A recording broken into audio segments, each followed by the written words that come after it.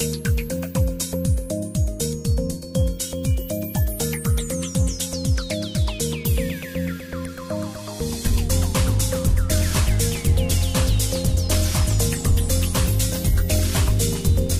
am so proud and so pleased to introduce you to Professor Aloysio Pessoa de Araújo. He has got his PhD in statistics from the University of California. He was an assistant professor at the Department of Economics of the University of Chicago. He has been a visitor professor and teaching graduate courses in the University of Berkeley, Harvard, Princeton, Yale, Sorbonne, Pennsylvania, and Cambridge. And he was elected fellow of the Econometric Society, which is the only Brazilian to hold that title. So I would like to welcome Professor Aloysio Pessoa de Araújo and look forward to your talk. Thank you very much for the invitation. It's a great pleasure to be here. I'm talking today more about more legal issues. I've been involved in some legal issues the last few years. And the talk that I'm giving today is actually the same talk that I gave 3 weeks ago in the Brazilian Central Bank. I was a keynote speaker there when they talked about the new bank liquidation law. And so my talk will be divided in 2 parts. Okay, the first part will be the bankruptcy law for firms, corporate bankruptcy law. I worked extensively on that, and then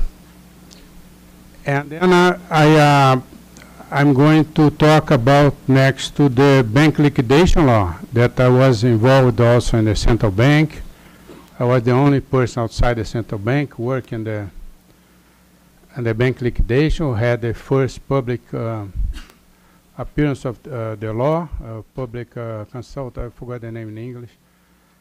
But that was a little before the crisis. So in my opinion, I was very critical of that first version because it didn't incorporate the new ideas that were showing up on the international scene about bank liquidation. And I think Brazil was wise enough to hold up. And now we don't know publicly.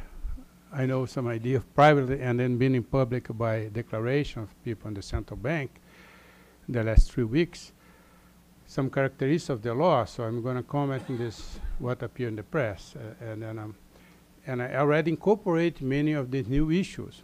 So Brazil is being pressured by the FSB, Financial Stability Board, to have a new legislation, liquidation. The story in Brazil is long. Let me tell a little bit. Before, there was a bank liquidation that's called extrajudicial, so everything was done by the central bank. And many people were dissatisfied with that, including the past president of them, because there were many legal suits against the directors and presidents and so forth because they were tampering with property rights. And then they want to put everything outside the central bank, or most of it. But with the crisis, the tendency is to put more inside. Although I'm going to mention here, it's a very interesting issue that's going on debate in the US. Obama administration put OLA, ordinary liquidation of assets. Important piece of legislation, gives more power to FDIC to liquidate systemically risk banks or firm of institutional financial institution more broadly. And some legal scholars being criticizing that. We're talking about Jackson and Skill. Both of them have important books in corporate bankruptcy. And they say that you should do more Chapter 11. Chapter 11F, I don't know if you heard about it, Chapter 14. That's a very important debate in the U.S. now.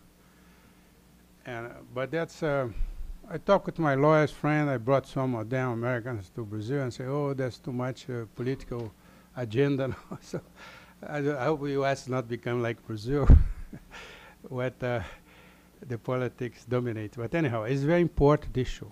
I think from the side, I like to talk about the important issue before I give my talks. I came liking Chapter 11 against most of the economists, and I'm going to present some evidence. I'm working on it. I'm even an American economist.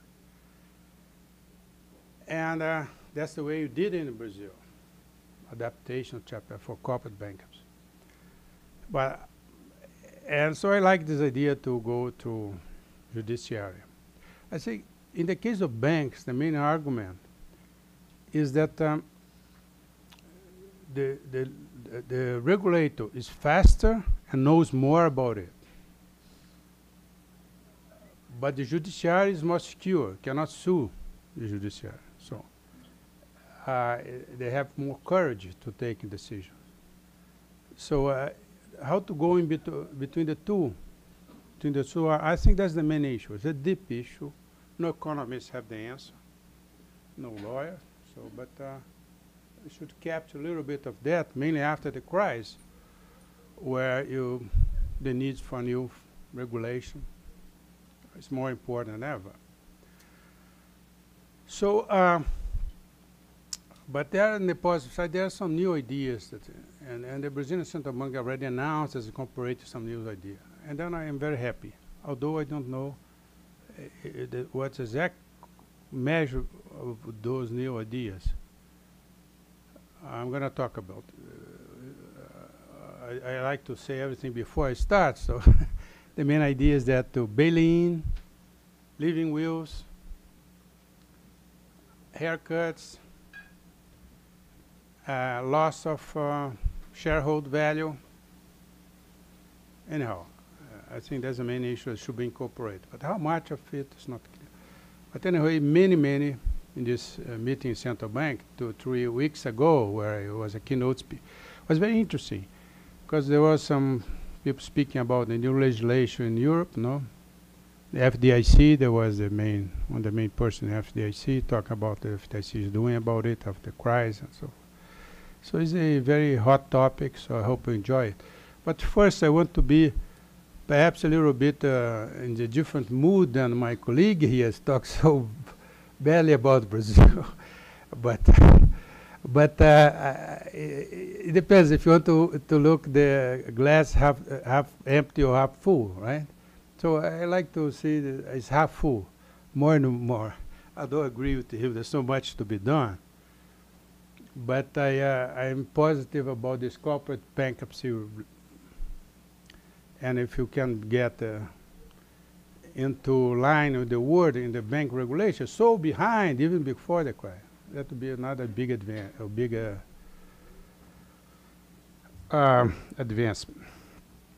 So let me talk about bankruptcy law. Oh, God. Oh, yeah. So I'm going to talk bankruptcy law reform in Brazil and Wisconsin. Now I already published the paper. Good, right? Because before I was just a consultant. Now I'm writing a paper in Journal Corporate Finance and many other journals about the Brazilian bankruptcy experiment that's becoming well known tonight among academics. Some other people work on it. Then how bad is Chapter 11? That might sound a little strange for Silani is not here. I didn't prepare that for him, but if he were here, I'm sure he will not like that. But that's the way it is. I don't think Chapter 11 is not that bad. I will be giving a course in Harvard next quarter, so I have a chance to talk with Schleifer also. but anyhow, this is a... and then I talk about bankruptcy law for banks, okay? So let's talk about the bankruptcy law reform in Brazil. First of all, let me criticize the data that I'm going to show you, okay? That's doing business, okay? And then I was reading the newspaper. I never liked doing business too much. And then I was reading the newspaper this morning while coming the plane here. The issue of the economists just appear, and they are considering dumping the whole idea of doing business. No, the current main person, the World Bank. I hope they don't. Economists saying that they should not do it. They should not do pressure from China. I think they are very. In case of Brazil, I think they are very unfair. I don't think Brazil is bad as they say, but Brazil is pretty bad, and I think that's put pressure for reform. That's the main line of defense of the economists, and I agree with that. And also, if you look at this, the way their methodology, and look across time, you see that Brazil improved a lot. So I hope they are not totally wrong. I don't want to put to base all the scientific claim on their data. Okay. So this is Brazil recovery rate. Brazil is 0.2 cents in $100, something like that. This is essentially zero. Okay, before the law. That's the doing business data. Even Latin American countries do much better. That's in a paper of mine, all this data, previous paper in some journal, Latin America, La Ceia journal. Was published before the reform in Brazil. And here is the recovery rate, Brazil compared with the other Latin American countries. Again, I think that's exaggerated, okay, but anyhow, some of it is true. That's the doing business data. The average length of insolvency procedures in Brazil, 10 years. Latin American countries, between 3 and 4 years.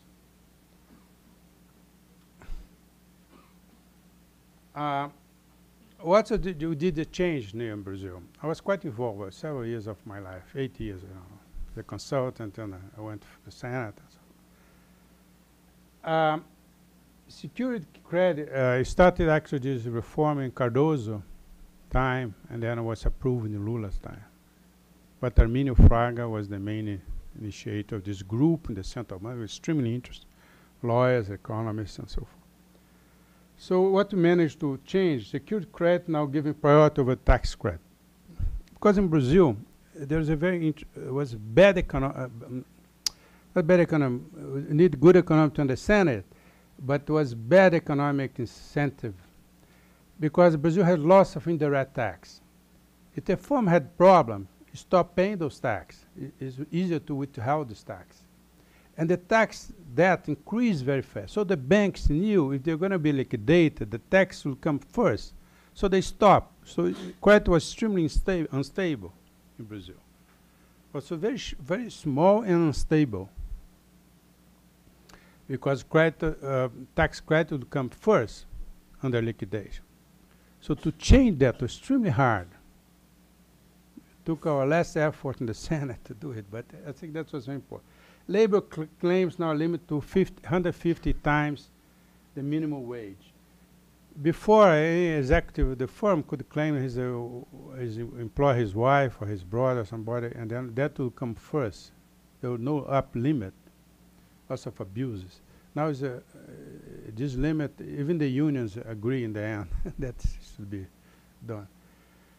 The insolvent firm can now be sold as a whole. That's important for bank also. If you sell it as a whole, then you discuss who the creditors are. Before you have to make the rules of tax creditor, or not tax, the creditors. So that would take forever, and then would rot in the firms. Now you can sell the firm first, or whatever part of the firm, and then put in an account, and then discuss who has the claim of it, the right claim.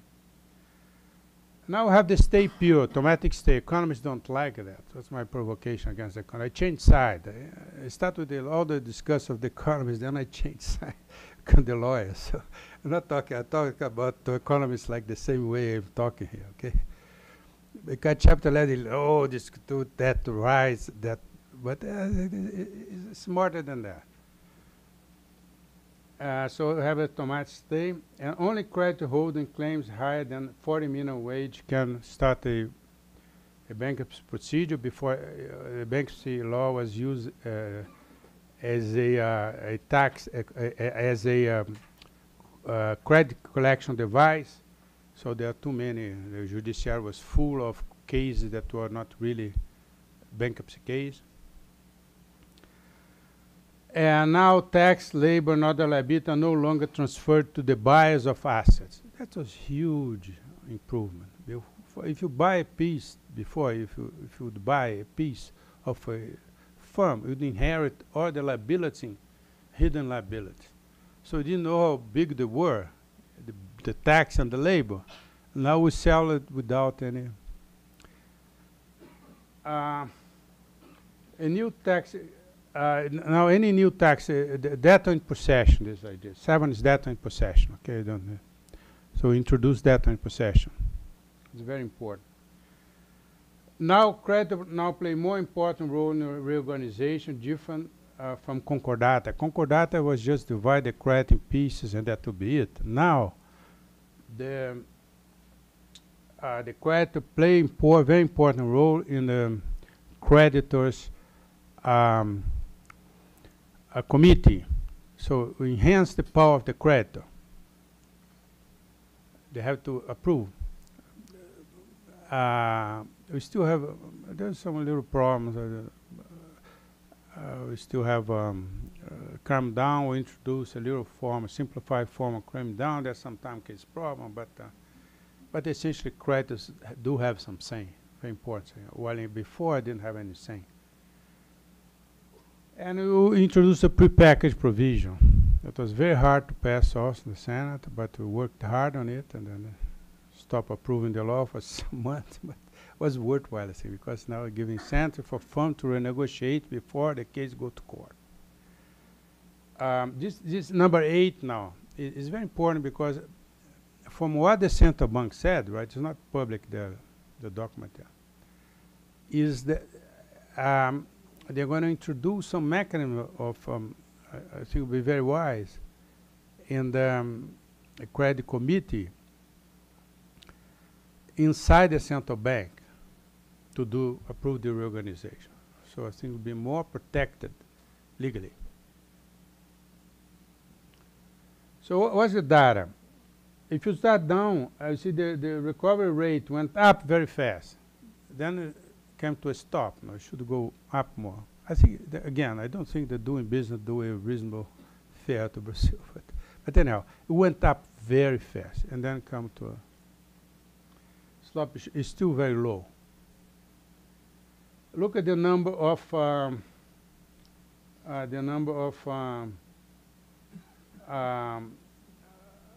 liquidation, of bankruptcy case. It came down a lot because now it cannot be used as a collection device anymore. So it doesn't fuel the judiciary. Judiciary has lots of problems in Brazil. By the way, they accept the law pretty reasonably in Brazil. It was a surprise. It was a nice surprise about it. I was talking, giving lots of lectures to judiciary and say, oh, is that going to hold or not? And then it was very nice. They accepted. Essentially, you can always compare. If you talk to lawyers that defend banks, say no, they talk a lawyer. They're all my friends before, but now they have different views. Talk with the work performance, say no, but it's huge, much better than expected. But and then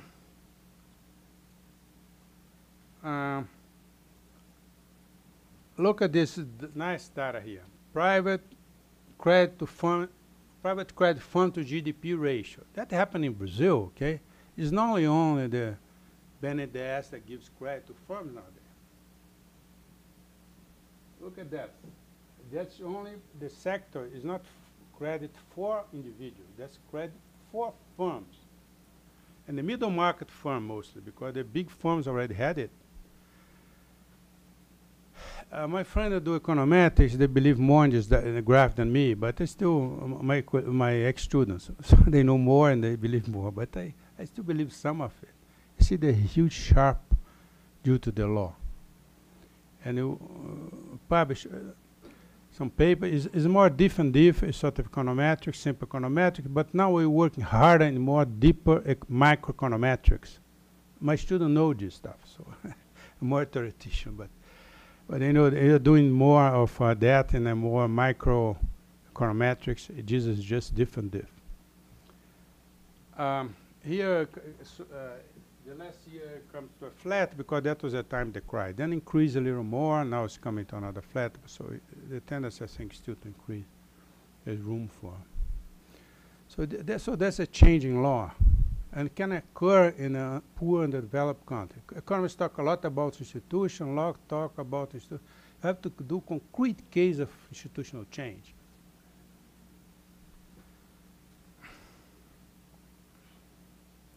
Unfortunately, it doesn't happen that often. Look what happened, compare with the credit to GDP. Some friends from IDB, the main economists, they say, oh, Luis, but that's all Latin American improve. Then they use a control group. The other countries in Latin America improve a little bit after that. But look at the difference in Brazil. They use the control group, the other Latin American countries. They were improving a little bit the credit. But look at Brazil. It was definitely, there was an effect of the law there, found in a more scientific way.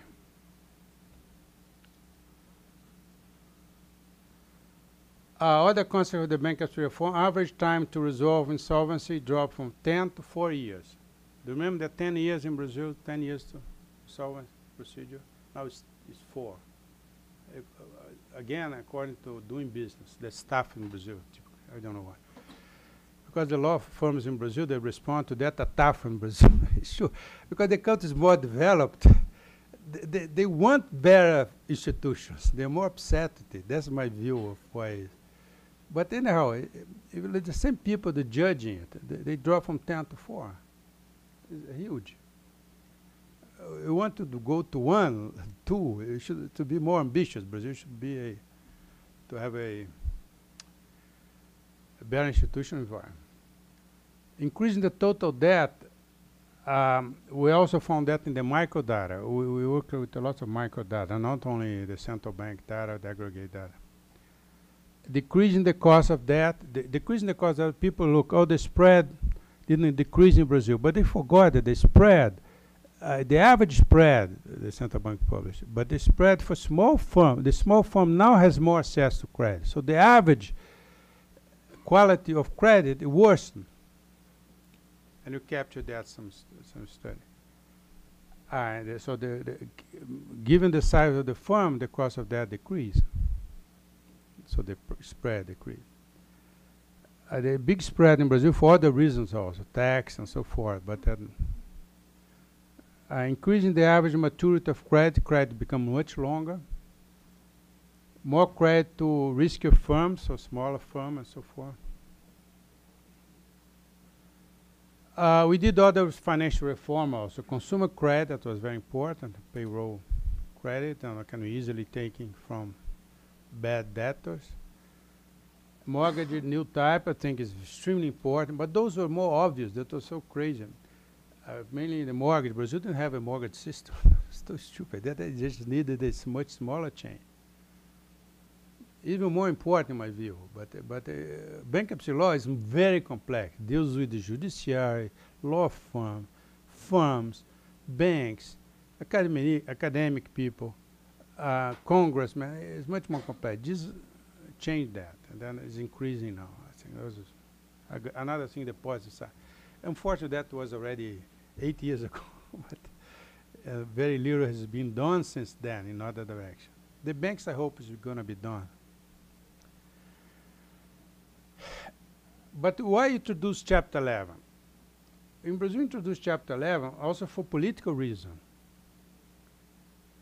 I want to confess, I mean, I changed sides intellectually, but also it would not pass in Congress because Congress wants to save firm.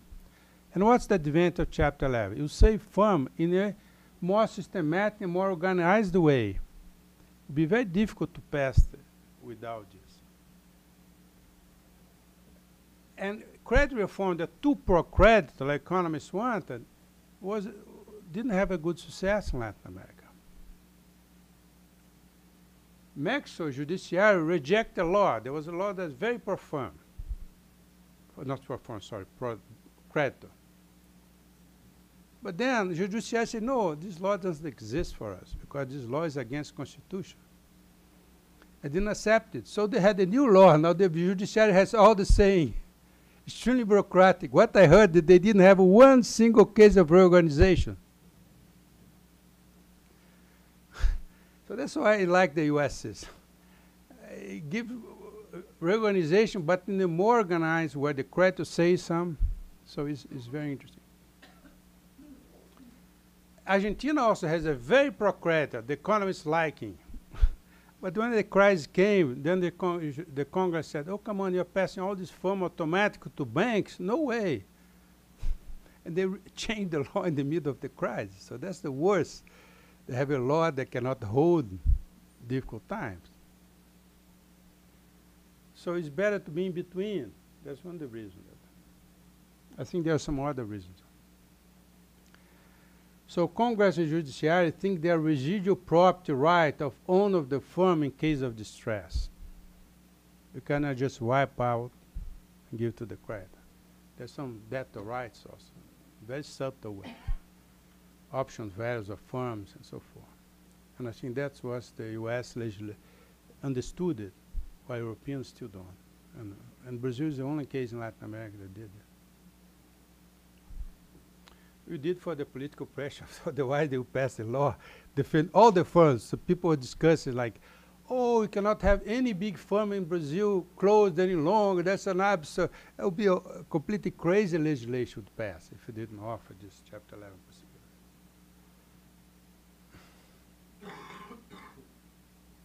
So how bad is Chapter 11?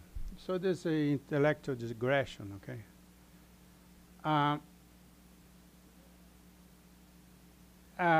There's a little model here. The Chapter 11 depends on the structure of the productive sector. Essentially, the idea is saying, and cost of liquidation. These two main variables. Should one choose Chapter 11 or not? Put that as an intellectual question. If the country has a lot of tangible capital, a loss of physical capital, you should have just liquidation because you liquidate firms and that's it. But if the firm have lots of intangible capital, like the US, and you look at the NBR data for the productive sector, and then you should be more for organization because you want to incentivize the non-collateral based or non-guaranteed loans. So another way of putting it, should give the firm a second chance or not? You should not give due to moral hazard. Economists like moral hazard. But you should give if there is a bad state of nature.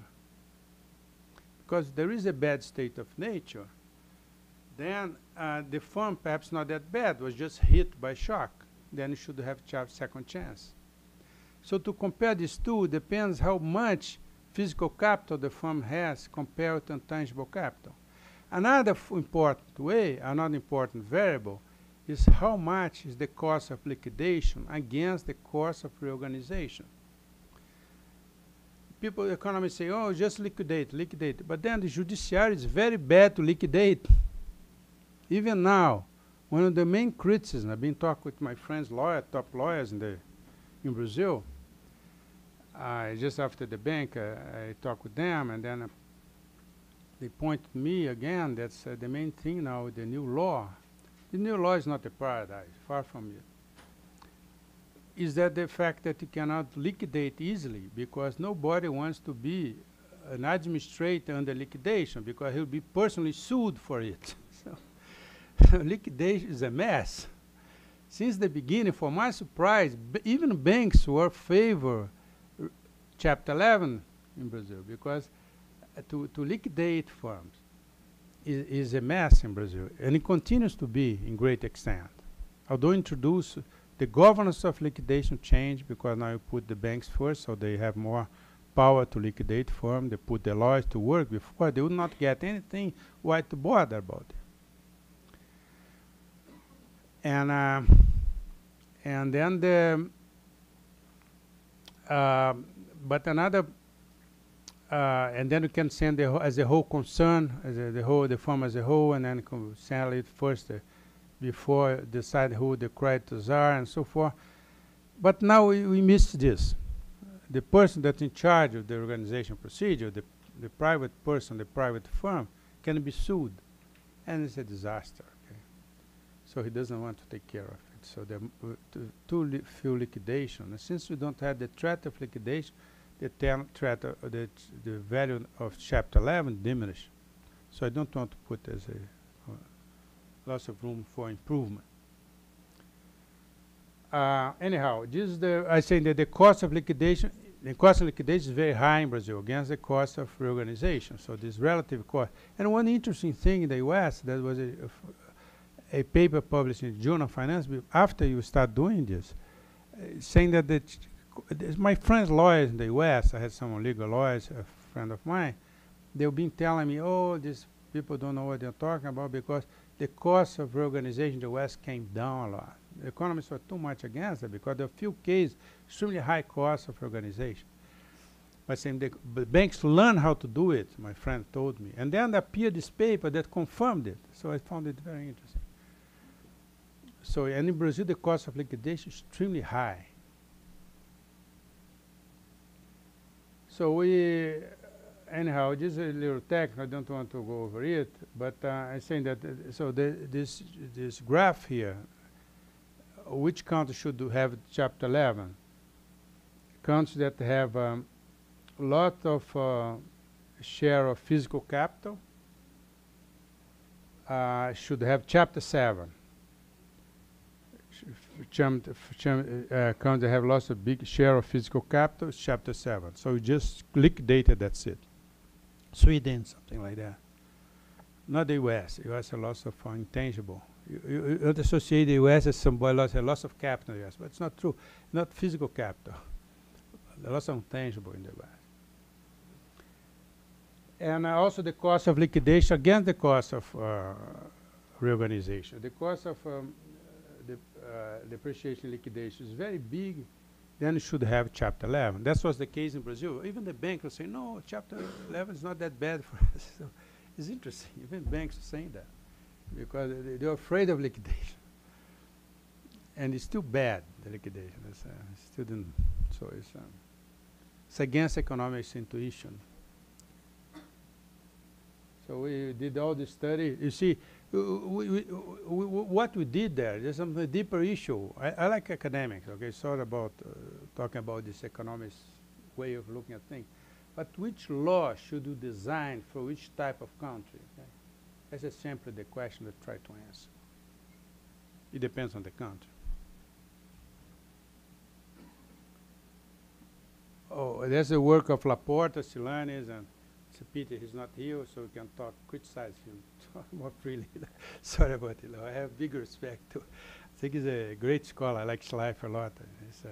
But there is this case. I mean, should we follow the idea that they had this? I think that the work is very innovative. Okay, there's law and finance. I love this work. Okay, but I think do a little more refinement now.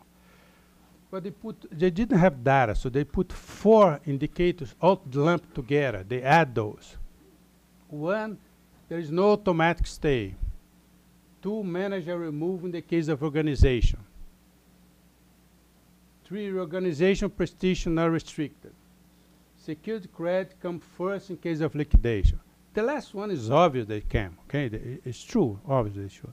The other one is not clear because there is no automatic stay. If you have automatic stay, you have a more coordination device.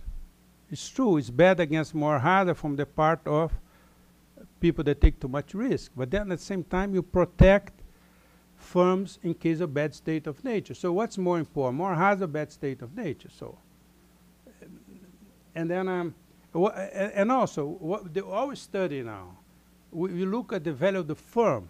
It's not only the amount of credit, because now we have more data at the firm level.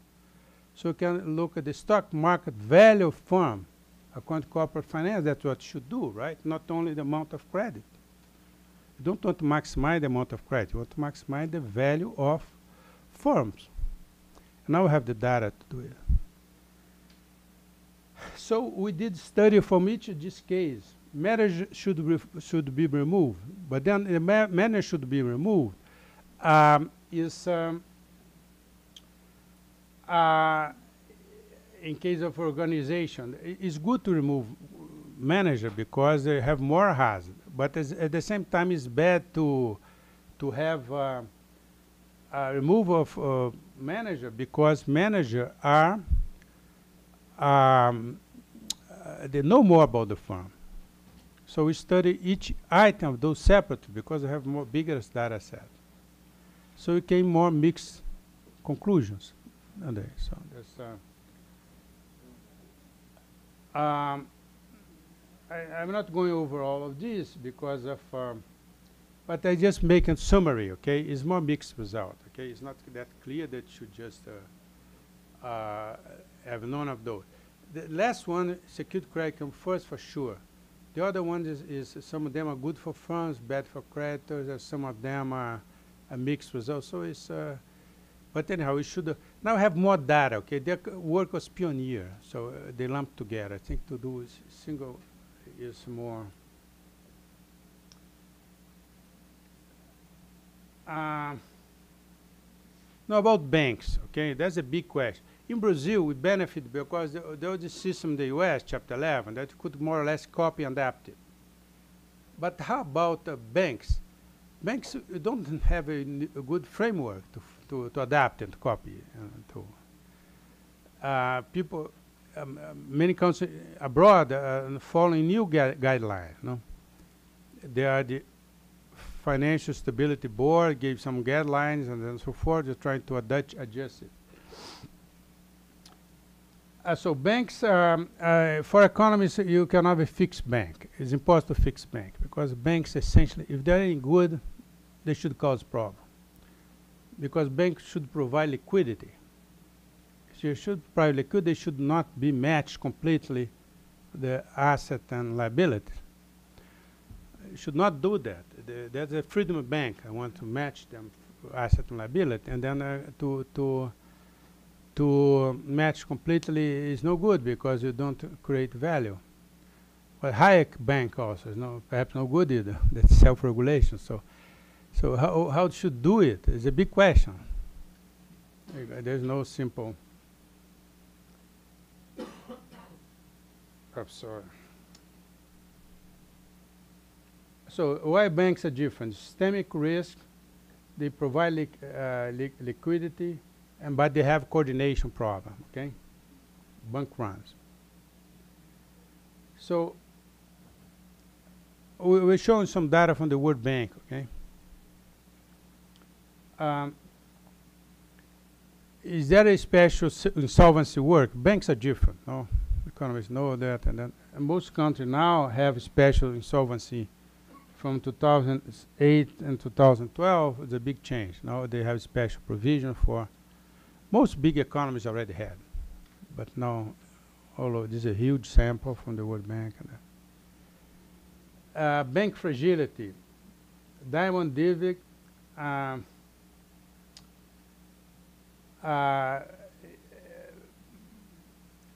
deposit insurance against in the Socratic shock. You should have that. That's something that you learn already from the practical point of view since the Great Depression. FDIC was a product of that. And then deposit insurance, provides an issue against bank run, an instrument against bank run. But if you put too much incentive, too big deposit insurance, you're going to create more hazard from nobody's going to watch the situation of the bank. And then you're going to have much more lax banks. So that's no good. So you have a limit on that. So what's this limit? But anyhow, we should have deposit insurance. What happened in the world? Brazil created deposit insurance in the 90s, in the midst of a bank crisis in the 90s. The late 90s, it created banks, deposit insurance. Nowadays, most countries have. That's a very recent phenomenon. Only half and half had before the crisis. Now most countries have it. Against developed countries have it. More hard, the bank owners and government is a feast for economists, okay? Of asymmetric information economists, because there's a feast of all asymmetric information all over, between bank owners and government, between bank credit and government, between CEO, managers, and shareholders, okay? All over. So how to balance between that? But the answer is not just being tough on moral hazard, because there's other side of it. Perhaps you create a different moral hazard. Moral hazard owners versus bank. In the absence of institutional framework, central banks usually prefer bailouts. Goodhart and Shoemaker, out of 104 failing banks, 73 were rescued. That was before the crisis, a time we didn't have big banking crisis, but the authorities already panicked in case of afraid of banking crisis. So helping banks was the rule. This that of Goodhart and Shoemaker's interest. Large banks are too big to fail. Moral hazard leads to risky behavior. Possible solution: debt to equity conversion, capital dilution. There's bailing-in.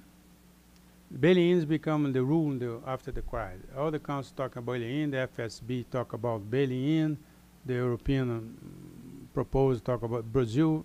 Central Bank announced they're going to make a bailing-in procedure. Although shareholders should lose the entire capital, I'm not sure should lose the entire capital, because that creates more hazard, because the shareholder will gamble the bank even more, since it can hide the situation of the bank. So to have a little bit part of the shareholder might be good, but very small. They cannot become still rich after the banking crisis episode. Come last in priority order, the shareholder. Restrict operation of large bank. That idea that appeared in the US a lot, restricted, but it's not come to force yet. No country still doing this instrument yet. But it's there. Moral hazard credit. Bank credit against the government. One very important source of moral hazard is when bank creditor lend to the bank in the difficult situation, because it's going to be rescued anyhow. Finance bad banks. And that's a possible solution: increase haircut, cocoa bonds. And Hart and Zingale has a proposal: automatic conversion of debt into equity, creating stability, raise the cost of capital of banks. So these instruments are nice, but they might increase the cost of capital of banks. So you should use it with prudence. Forced equity conversion. Now, which authority has the power to subsidy shareholders' right? Before, the court had lots of important share. The court share now decreased a lot.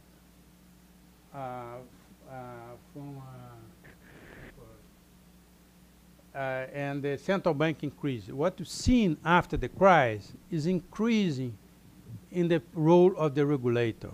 Obama, for example, increased the role of FDIC with OLA, although some legal lawyers in the US against it.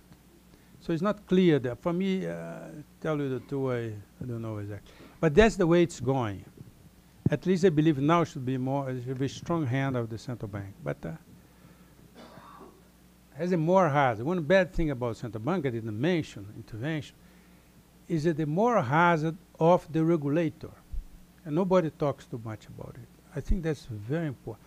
In the US, for example, how come all this, I knew from Brazil, you don't know that, but I knew that the crisis was coming. If I knew it, many people knew it. How come the Fed didn't act before? And I think because the Fed acts too early, and then tell a bank, you have to capitalize, sell your bank for a very low price. And then, due to this action, the crisis doesn't come. What's going to happen? The lawyers of the bank say, no, come on, you're academic, come here, tell my bank should be sold. No crisis come, you take good care of banks. And so the poor guy, the central bank or academic, there's the director of the Fed, or the president of the Fed. I think the moral hazard of the regulator is very bad. If you put that in the hand of judiciary, nobody's going to argue with the judge, So people say, they tell me it's true. The regulator, FDIC, I talked to the main woman, the FDIC 3 weeks ago, Mary Azevedo, I don't know, and then she told me, no, and everybody tells that. The US, you cannot have problems with the FDIC because they're well protected under law. In Brazil, no, you sue the people in the central bank very often. And then, but still, I mean, underlying your professional career and so forth, it's not clear that you should. But anyhow, it's going the direction of federal, or the central bank is having more power, not in the direction of judiciary. CEO versus bank owners, and then high bonus increases expected value of the share of the CEO, and then takes too much risk, give golden parachute, unlimited gain, limited losses. But you still want to preserve some incentive for CEOs. You don't want to raise all of them. But in Brazil, for example, there's now an interesting clause that the public traded firm should announce how much derivatives they have, or what's some salary of CEO and so forth. There's a legal debate in Brazil how much they should be exposed, but anyhow. Which authority has the power to remove and replace bank senior manager? Most cases is the central bank. Okay, the court is shrank a lot now in 2012. So it is the direction. But Chapter 11 for banks, that's my end of my talk, it's the last issue. The role of judiciary versus the role of regulator. No? Banks regulate are more proficient, they know more, they are faster, but they are afraid of lawsuit leading to more hazard. So they have more hazard from the part. I think you have to take lots of courage to get to big banks, you know, and then the crisis doesn't come because you act, and then you even look more fool. But judiciary, no legal suit, but slower, much slower, and no proficiency. So to put all this in the hand of judiciary, these people. So the two proposed in the U.S., I think, is a paradigm usually for this new regulation. The front runner on this, you should look at them. There's FSB also has some interesting ideas, but Obama went to more power to the FDIC. Some people say it's too bureaucratic, it's not going to work, and so other people come.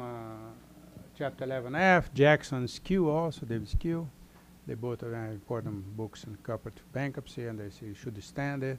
Very appealing, some of the arguments. I found it intriguing.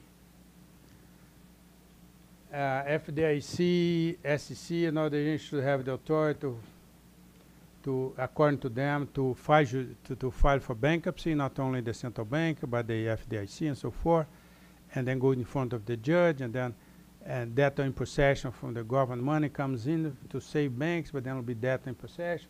Will be in the format of the Chapter 11 for firm that worked so well. So it's very intriguing. I liked it a lot.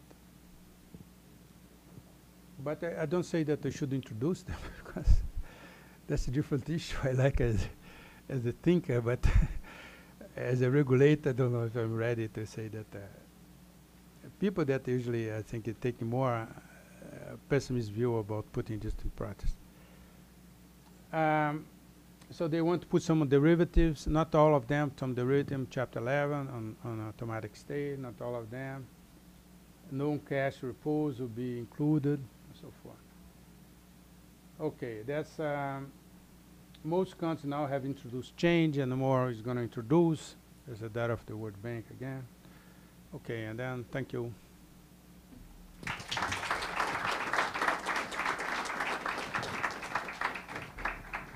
Okay, thank you. We have short time for questions. I'm going to start with the first one.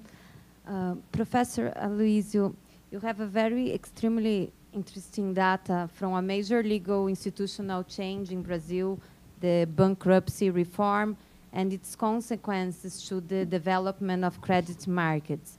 So in a sense, your data and your presentation supports the broad Laporta, Lopes Stilantes, and Schleifer claim that if you have more creditor rights, you're going to experiment more developed credit markets. So there is a correlation of rights and development of markets. But you don't really agree, as you said, with the measures, how the specific rules that they measure legal protection, right, for creditors. Also, from their work, they try to disaggregate the role of law, legal rules in the books, and the role of enforcement. And that's my question about, because at the same time we had this bankruptcy reform, we had the specific varas created for bankruptcy law, first at Rio de Janeiro. So my question... Yeah, so... but São Paulo was created. The São Paulo was created, that's right. But then I was wondering whether you had more the explanatory power of the variables, whether they are, well, in your opinion, I mean, is either only the law or is more reliance on judicial activity? Because you mentioned in your talk that the years of legal procedure has dropped from 10 years to 4 years, and how that would play out. My concern, I'm asking this question because I'm a corporate lawyer, and I'm concerned with corporate law. We have enormous rights for minority shareholders in the law, but then we don't have a way of making them enforceable. So just trying to access what's your opinion between law and enforcement. Okay. Thank you. No, two very, very good questions. First of all, I mean, it's very hard to talk about the first issue, okay, because I don't want to be misread, saying, oh, you don't have to have creditor right. First of all, in Latin America, in Brazil particularly, I should have said that since the other one, second argument for more intriguing, more new, I tend to talk more about the second issue. But the basic issue should have more creditor right, okay, that's for sure. And in Latin America, in development countries, I think Schleif is completely right, because there's very little creditor right, okay? First of all, the bad mistake, I have the graph saying that, well, I'm not going to go over my graph. I used it a lot while I was working the bankruptcy law, saying that you give too much creditor right is bad for credit, because then the debtor is never going to get loan. And if you get too much firm right, the credit is never going to. And then in this graph, there's an optimal protection.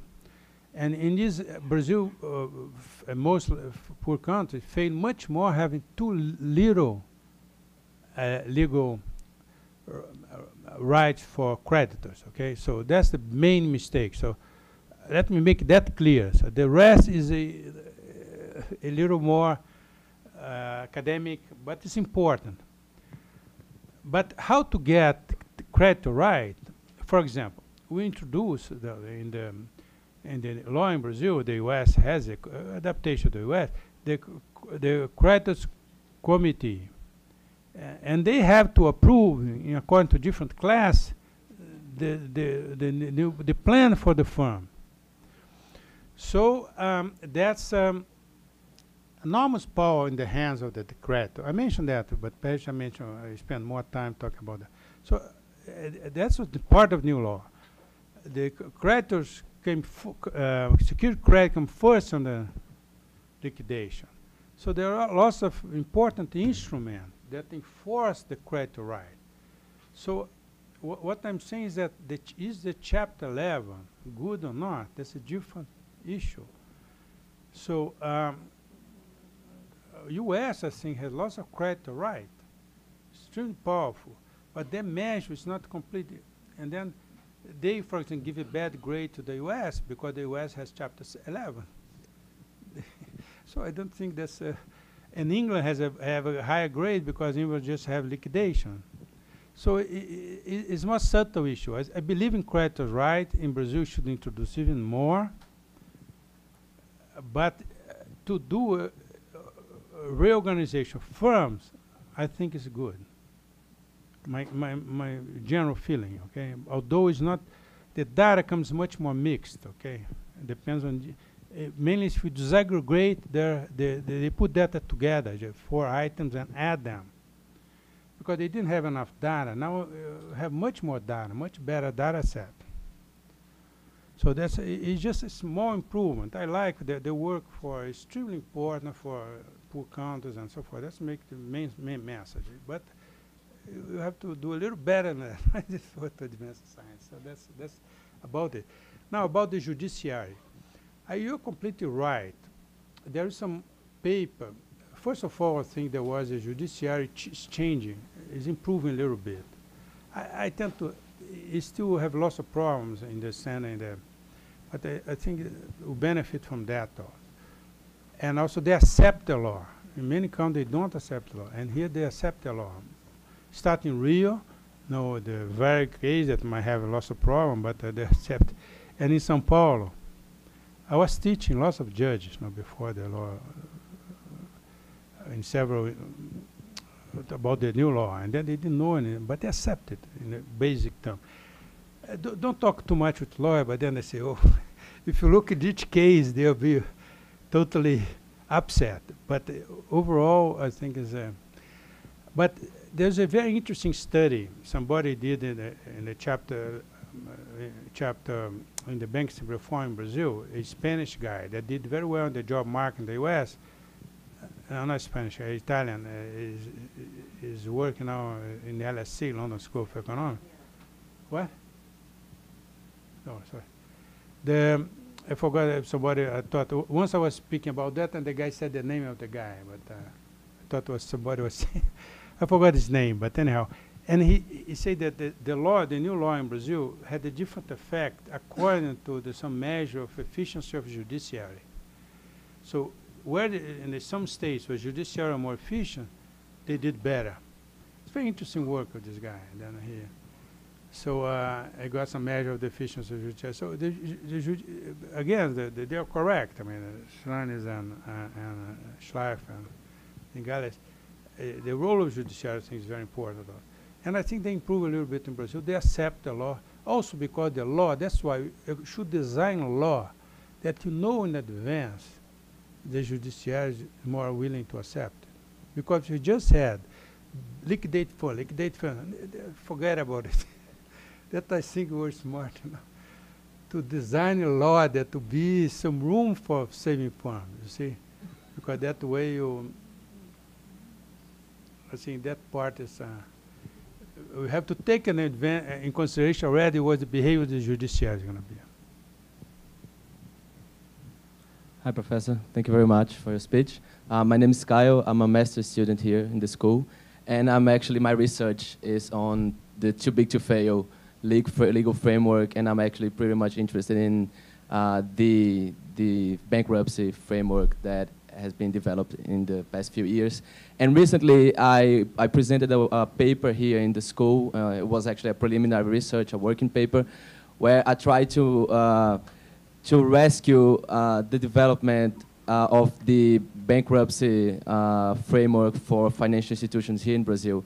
And my personal curiosity was whether to establish not correlations, which is a very technical word, but to find out what was the influence of international standards and international consensus on bankruptcy law and bankruptcy for financial institutions on the Brazilian framework. And until 2008, until the recent crisis, I could not find that Brazilian framework for failure of financial institutions was influenced by international standards, because there were actually no agreement and consensus on what is the best design for financial institution bankruptcy for a given country.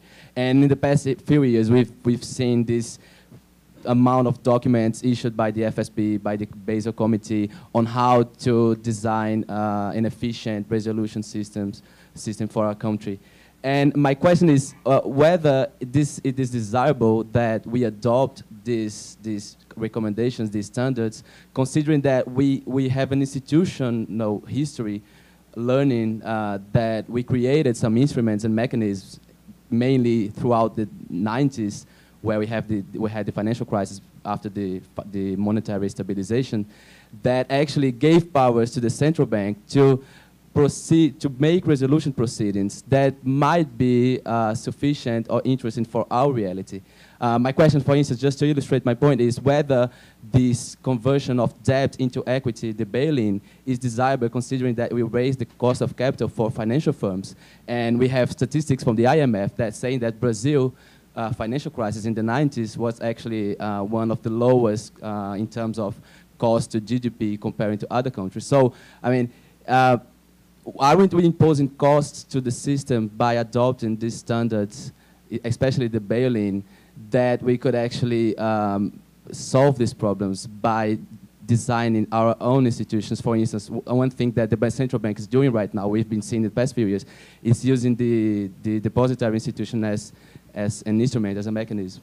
So this is just a general question on whether the consensus on these new reforms is okay and we should now adopt like the central bank is doing, because they had a law, a model law, and they just excluded in 2009 the law on the new resolution, and now we're making another one. Are we going to have to update this law again in 3-4 years because the international consensus will update again? Yeah, and I agree with you. That's very difficult. I already said that before. To have a consensus. What should the new legislation be? But let me tell. The fact that it didn't have big problems, for example, the crisis after in the 90s didn't lead to a big cost in terms of fiscal cost. No? Should not be an indicator, because this thing ex ante and ex post, I mean, it's very different. No? Perhaps you have a bigger crisis, it might cost more fiscally. And also, as a consequence of that, because in the beginning people thought it had cost a lot in fiscal terms, they introduced a law in Brazil that's saying that you could not use public funds anymore to rescue banks. So, in order to say that you're going to be able to use public money to rescue bank, you have to be more tough on creditors. So, I agree with you that should not, for a second observation that you did, should not follow every single piece of new ideas that appear abroad, because we have our own institution. But I think we're very small. You have to learn a lot from them. You cannot just look at the past. It was so well, because I see so many people saying that, oh, system is so good. We passed in this crisis so well. Watch out, because we passed it so well because the financial market was not that developed. For example, I showed you the banking loans increased normally because of bankruptcy law, and then I hope increase more. I hope you become more financial, have more financial deepening, because there's an optimal amount of financial development. I think you were underdeveloped in terms of finance. So we'll be more like the rest of the world and be more subject to this crisis like that. And for example, the deposit insurance that you mentioned appeared in the US in the 30s, just adopted in the 90s. 60 years lag. You cannot wait until we need, and then we start having a new idea, adopt a new idea appear abroad. You should look at these new ideas. I believe the increase of cost of capital is an important issue. Should not exaggerate in the hand, but you should be talking with the new ideas abroad and then adopting it. Hi, Professor. Thanks. That was a fascinating talk. I'm Morgan Ricks from Vanderbilt. I worked in the U.S. Treasury on Dodd-Frank before it was adopted, and worked on OLA in particular. So I was very interested in your comments on that. And we were very optimistic about it at the time. I think one thing that we've noticed in the past year or so from the FDIC is that they've decided to take an approach which they call single point of entry, meaning that they want to simply take the parent company of a diversified financial firm into the resolution proceeding, but leave the subsidiaries, the actual operating entities, as going concerns. And the reason that they've decided to go in this direction, although they don't say it directly, is that they don't think that the system can tolerate a default in the money market. And therefore, they need funding to keep the operating entities going because they're funded largely in the money market. And the only source of funding that will work for that is the Fed. there's no private lender who could possibly honor the runnable liabilities of Citi or J.P. Morgan, and so the reason I give that background is that the direction in which policy has moved in the past kind of 18 months in the U.S. Has deviated from where we thought OLA was going originally, and into something that looks quite different. So my question is whether your sense is really to get your reaction to whether in outside of the U.S. context, it's realistic to expect that a large financial firm can be resolved without the funding of the central bank standing behind certain liabilities of the firm. That's the conclusion that the regulators have effectively reached in the U.S., but I was interested in what your reaction is to that. Say your last point. I think in the U.S. the conclusion has been that that resolution of a large financial firm does not work without funding provided by the central bank, and that it's not going to work otherwise. Now, that wasn't the original design of OLA, but that's where they've effectively moved with this single point of entry. And so you didn't speak much about the funding of the resolution in your talk, but I'm just interested in your reaction to that direction of policy and whether you think a large financial firm in Brazil or in another Latin American country could be resolved without systemic consequences in the absence of the central bank funding the resolution. Okay, very good comments. First of all, it's true that I didn't mention this single point of entry. My friends in the U.S. have been talking, even in this meeting in the central bank 3 weeks ago. Some people there talking a lot about this very important new development after OLA. And I think that it looks very good idea. That's simple, and that's your first comment that I think is a very come after OLA. I don't know if how to put that in the legislation exactly and so forth. I think the U.S. doesn't have a legislation for that. I think they can interpret perhaps OLA in this way, from what I understand, right? You don't need to change OLA because they think there'll be a mess. Take forever, never gonna do it. So, but I think the courts could interpret and have a single point of entry. Yes. And I think Brazil should go into the same direction. Also, it's a very good point. There's new ideas that's showing up in the abroad that I tend to like them. And then the second point is without the use of public money. I think it's not credible. People just be too much afraid of systemic risk. And you see the economy dropping and financial systems crashing. Even there is a liberal view, economic liberal, that say that, should markets self-regulate and then finish bank, let them go do whatever they want. It's not credible because nobody is going to believe that's going to be. So we have to work in advance, knowing that we're going to use public money, but we're going to put some cost on it. That's why I like bailing in, new ideas. I don't know exactly the magic formula for it, but I think put a cost on it because the public said, come on, you can do it, leave your bank because it's still rich, and then public is not going to tolerate that either. But to use public money temporarily, at the end, most cases, the use of public is not that big. At some point, the credit looks extremely big, but then at the end, in most, even international cases, not only in Brazil, it doesn't look that big. But then, that's not correct because at that point, it looks big, it looks costly for the public. So you cannot only look exposed because it gives you an option value for. So we should put all this cost on the persons, on the owner of the bank or the creditors of the bank, and then.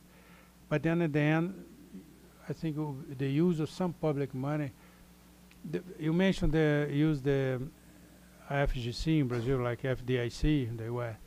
Money is a good form that appear in the 30s, now in the US and most countries. But again, you cannot use that for everything. I don't think that's going to do it.